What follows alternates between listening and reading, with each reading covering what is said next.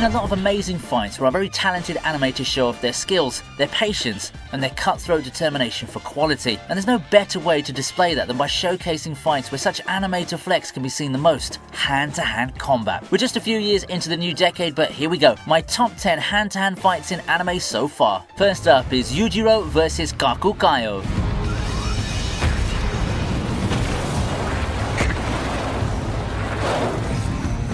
It's been a good while since Baki felt like it had a social media presence, and I think that that's too bad. There was once a time a couple of years ago when these martial arts shows seemed to be hitting their stride, and one leading the charge is none other than this continuation to the decently popular childhood series. Well, if you're a 90s kid like me, that is. And if you need one clip to show you how awesome Baki can be and what it's all about, you can feast your eyes on this fight between Yujiro and Kakukayo. The show's just as wild as you'd have guessed by seeing this fight. It's over the top, it's really violent, and has all sorts of twists and turns that you'll only really see in anime. It also helps that this fight pits two of the strongest characters in the show. Gaio may have gotten destroyed when it's all said and done, but you can't say that he didn't put on a good showing for Yujiro, and the fans for that matter.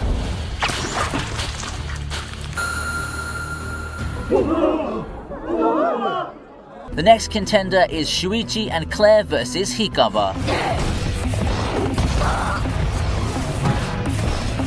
Gleipnir had the benefit of running smoothly over the course of a season ravaged by production delays. All eyes were on this niche title, and with a spotlight on it, it shone brightly and made a statement that season. And that's largely thanks to this attention-grabbing fight that happened early on. Gleipnir is all about making first impressions with its dark atmosphere, surprisingly amazing fight choreography, and a plot that grips you hard and keeps you watching. True to form, the strongest part of the Gleipnir anime is in the first half with its engaging end goals and the fights that people compare to the big guns. No one expected a banger like this from Pine Jam, but we can all tell that there was much love put into this adaptation. The fighting was fast and furious, and it quickly established what our heroes are all about. It's no nonsense, and that's the beauty of it. That makes it a good complement for the atmosphere the show's going for.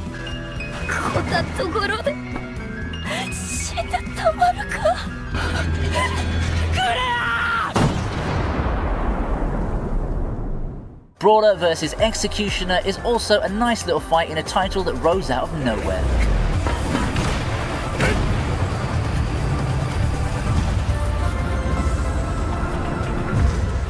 Akudama Drive, in contrast, took quite a longer time to make its mark. It's got a good atmosphere and quickly set the tone for what it wants to do. However, it took a while to come into its own, and I bet a large part of its late rally into popularity were the escalation of stakes coupled with amazing fights like this. It's a similar case with Gleipnir, now that I think about it actually. Amongst the high-octane fights it had, one conflict that stood out to me was Brawler vs Executioner. It's a fight that the animation team perfectly nailed, and it really captured the intense, stylish action that became Akudama Drive's claim to fame. While it started out involving swords, the two of them quickly got into it and let their fists do the talking. The rain and the music only added to the atmosphere, and you quickly get sucked in thinking this is some climactic fight that just caps off a series. But it is only halfway through the series, and there's still so much more to come from Akudama Drive. Vivi vs Yugo is next on the list.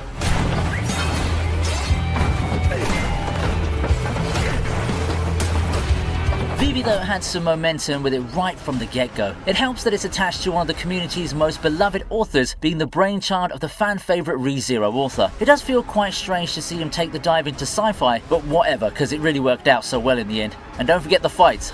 The fights, man. I like the series primarily for its themes and its overall production quality and pacing. Everything looks so good, so when you put in that level of quality with this fast-paced fighting, then you know only good things are going to happen. The fight has a lot of emotional weight behind it, and it's simply a gift to anime fans with the fast and furious fighting, the crisp animation, and the music that adds so much to the scene. Sound direction is something that people often overlook in terms of evaluating fights, and I just think that it does so well in complementing this one. Going from a solemn set of tunes to the crescendo and an abrupt and decisive end where the fight scene reaches its tipping point, it's a beautiful thing to witness. Vivi's more than just fights though, but if I manage to get you interested through this showcase, then I'll be more than glad.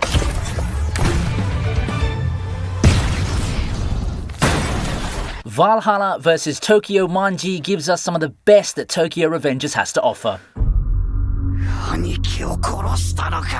What good would a show be about gangs without some of the most adrenaline-pumping fights where the people go down and dirty and just beating the hell out of each other? This encounter from Tokyo Revengers pretty much tells us what the show has in the bag as far as action sequences go. It's not every day we get to see the multi-man rumble in anime, so this conflict has that extra big fight feel stemming from episodes of build-up and hype. When we get to the actual action, it's great, it's wild, chaotic, and intense in all the good ways. All that you'd expect from gang warfare done well is here, and it's got some insane moments that became some of the most memorable scenes that the show gave us. I'm pretty sure Mikey, already a popular character, earned himself a lot more fans following this fight and his performance in it.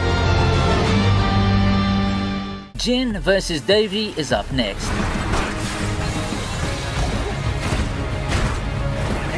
As an adaptation, God of High School is polarizing to say the least. There's a lot of things that could have been worked on in terms of the pacing, the cut content, and the overall flow of the story as seen in the anime. Still, it did maintain a pretty solid fanbase throughout its run, because at the end of the day, it still does one thing excellently to keep people hooked. And that's its fights. The team never skimped in showing the awesome fights and their spectacles in themselves. Jin vs Davy is one of my favourite amongst the bunch. In addition to being an excellent fight between people who have history, it also served to further their character arcs. Some of the best stories are told in the fights, and as much as I talked down on how God of High School paced itself a while ago, I can't help but feel goosebumps watching this fight unfold and how it affected both combatants. Giving mad props to the anime team for making the fight more and more exciting as it goes on, to be honest. I really love the touch they did towards the end with shifting the art style mid-fight. It makes you feel the increase in tension, and it ended up being a good indicator that the climax was coming.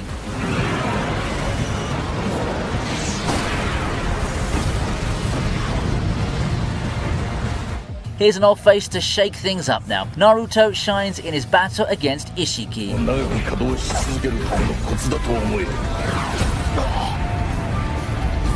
Naruto's battle against Ishiki, the one with Baryon mode, is more known for how hard it hit Naruto fans' hearts. It's got a lot of implications to the story, and it serves as a perfect swan song for a much beloved character. Everyone's so caught up in the awesome supernatural things happening, but what I'd like to focus our attention on is the physical combat bit of this scene, because in true Boruto fashion, the anime team completely knocks it out of the park in key events involving the legacy characters. You can feel the power in every blow Naruto delivered, each one serving as ample payback for the previous fight he had with Ishiki, and the two shake things up by involving other moves in their arsenal for the hand-to-hand combat part, and those were all beautifully animated for us to enjoy. They also mix it up with the magic powers, but at its core, this confrontation is a splendid display of hand-to-hand prowess. It's definitely not what most people remember out of Naruto as a franchise. I mean, hey, for every one cool taijutsu moment, we have a dozen moments of insane, overpowered displays of magic. But the fight still serves as a heart-pounding reminder of the versatility of the franchise in terms of writing and executing fights without feeling too repetitive.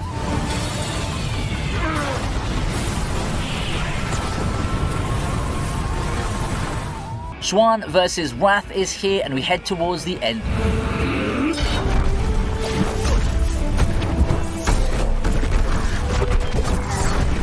Remember how I was raving about Chinese anime stepping up? Well, here's another sample. Fog Hill has some of the best combat scenes I've seen in the past few years. Fog Hill did have a short run. I mean, it barely qualifies in the traditional definition of a TV anime with its episode count, and I guess it serves more as a short OVA or a movie cut into several episodes. In spite of its short length though, you can tell that the team didn't half-ass this project, and it's got so much to like if we're talking about fights. The bridge fight was good, but this one-on-one encounter between two fighters has got everything that you'd want from a fight. Tension, eye-popping animation to pair with the fighters' movements across the battlefield, and some excellent voice acting to top it off as well. It's the climax any viewer would dream of. The cool thing about this is that Fog Hill was actually made by a small team, so it's not inaccurate to say that literally a dozen people animated this spectacle, but here we are. A lot of love for the craft as well as skill and effort all come together, and the results, they're really just spectacular.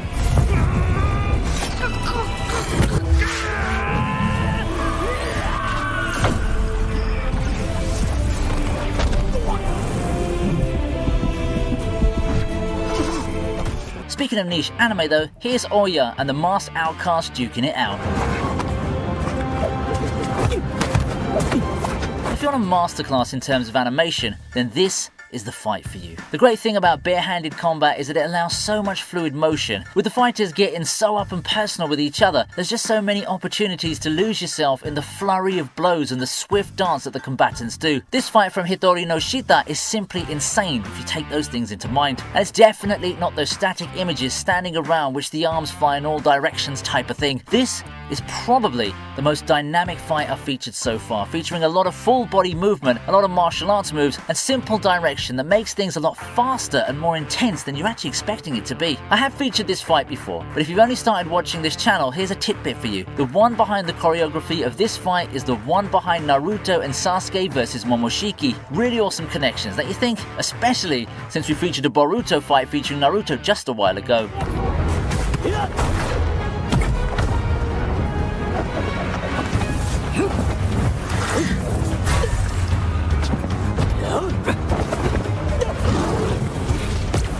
Lastly, we finish off with one of the best moments from Jujutsu Kaisen, Yuji and Todo versus Hanami.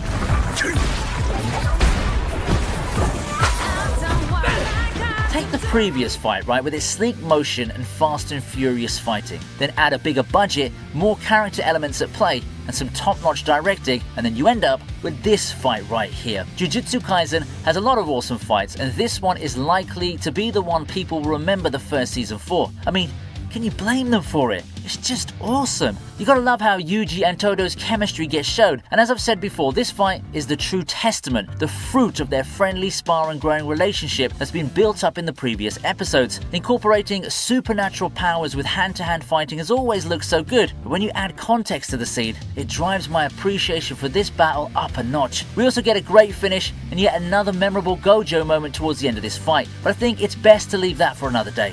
For now, just feast your eyes on peak shonen fighting, courtesy of the newest pillar in the ever-growing history of action shonen.